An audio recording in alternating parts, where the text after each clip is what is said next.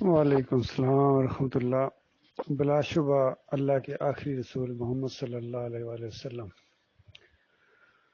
اور خاتم النبیین ہیں، اس میں کسی قسم کی شک نہیں ہے۔ اور جو نبی علیہ السلام کے بعد کسی بھی طرح سے کوئی نبوت کا دعویٰ کرتا ہے یا اشارہ کنایا میں کوئی ایسی بات کہتا ہے، وہ خالص قرآن کا انکاری ہے۔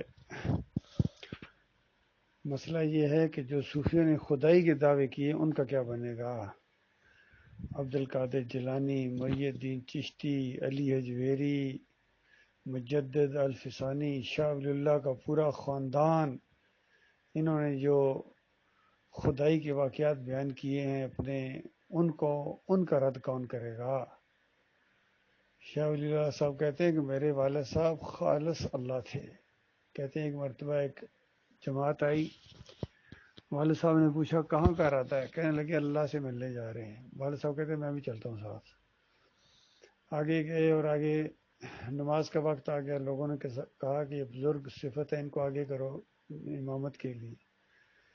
امامت کرائی، سلام پھیرا، پیچھے رخ کر کے پھر بیٹھے اور کہا کہاں جا رہے تھے؟ ان کا اللہ کو دیکھنے جا رہے تھے، اللہ سے ملاقات کا شوق تھا۔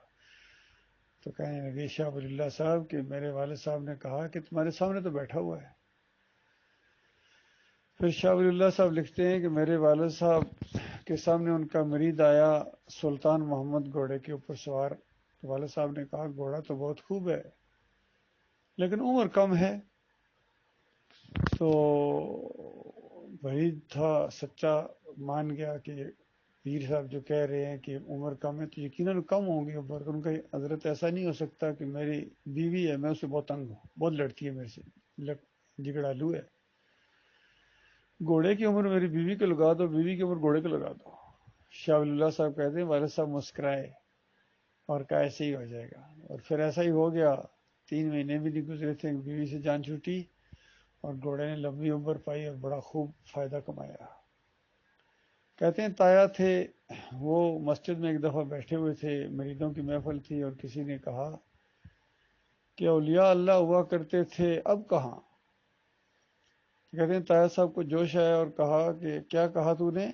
اولیاء اللہ ہوا کرتے تھے اب نہیں ہے؟ اس نے کہا ہاں حضرت سنا ہے۔ ان کا بتا کیا کرتے تھے وہ؟ ان کا حضرت میں نے سنا ہے باجزید بستامی کے بارے میں کہ جس کی طرف نگاہ ڈالتے تھے روح کھینچ لیتے تھے۔ شاہ ولی اللہ صاحب کہتے ہیں میرے تایا نے کہا ہاں وہ ایسا کرتے ہوں گے، لیکن روح نکالنے کے بعد روح دوبارہ نہیں ڈال سکتے تھے۔ اور کہتے ہیں کہ مجھے نبی صلی اللہ علیہ وآلہ وسلم نے اپنی روح اتھر کے نگرانی میں دے کے ایسی تربیت اور ایسی ٹریننگ کورس کروائے ہیں کہ میں جس کی چاہوں روح کھینچ لوں اور پھر جس کی چاہوں روح ڈال دوں۔ سامنے رحمت اللہ موچی کھڑا تھا، اس پر نگاہ ڈالی، دڑام سے زمین پر گر گیا۔ کہا کہ دیکھو جاؤ نبضیں چیک کرو، زندہ یا مر گیا؟ سب نے کہا مر گیا ضرور۔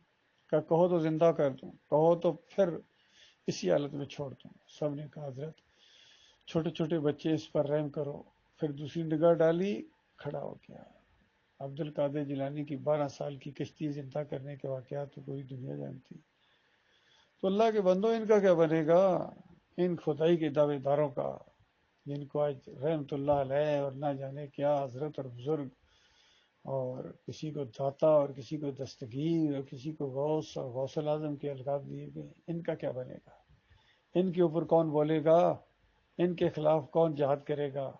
ان کا پردہ کون فاش کرے گا پوری دنیا کے سامنے کہ یہ تھے وہ مجرم جنہوں نے خدائی کبھی کی اور کبھی بندگی، دورے ستم انہوں نے سہے ہیں۔ یہ آج جو مرلیوں والا دین، تماشوں والا دین، عرس اور میلے والا دین، چادریں چڑھانے والا دین، پیری مریدی والا دین، واسطے اور وسیلے، رکوع اور سجدے جو قبروں کے اوپر ہو رہے ہیں، نامراد قبروں کے اوپر، یہ انہی صوفیوں کی وجہ سے، انہی مولویوں اور پیروں کی وجہ سے، انہی اعلیٰ حضرت اور ابو العلا کی وجہ سے ہے۔ جب تک ان کی ہوا کھیڑ نہ دی جائے کوئی خیر نہیں آ سکتی ہے، کوئی خیر نہیں آ سکتی۔ اللہ کے بندو یہ معاملہ ہے۔ اللہ تعالیٰ غور و فکر کرنے کی توفیق عطا فرمائے۔